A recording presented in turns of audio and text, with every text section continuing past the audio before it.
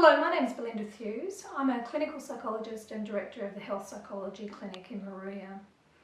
One of the things I commonly see in my work is that there are multiple barriers to people with medical illness accessing appropriate mental health supports. And I've made this short video for clients and referrers to explore some of those barriers and what can be done to address them.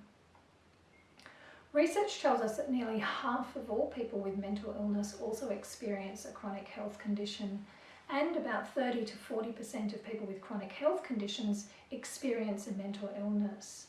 We know in Australia that only 1 in 5 people who experience both chronic illness and a mental health condition are referred to mental health clinicians for appropriate psychological support. And there are a number of barriers, and these can be divided into client barriers and referrer barriers.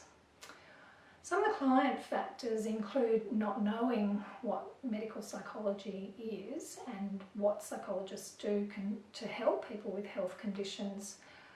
I've made a short video on what is medical psychology, so please check that out to understand more about what medical psychology is. Often people don't know where to get specialised help, and there's often a misconception that psychologists only work with people with severe mental illness, and that's simply not true. Please have a look at my video on what medical psychology is to understand more about this. On the referrer side of things, we know that many referrers also don't know how psychologists can help in medical conditions, and are also not aware of how to access services. A very common problem is also that referrers don't know how to identify distress or how to screen for it.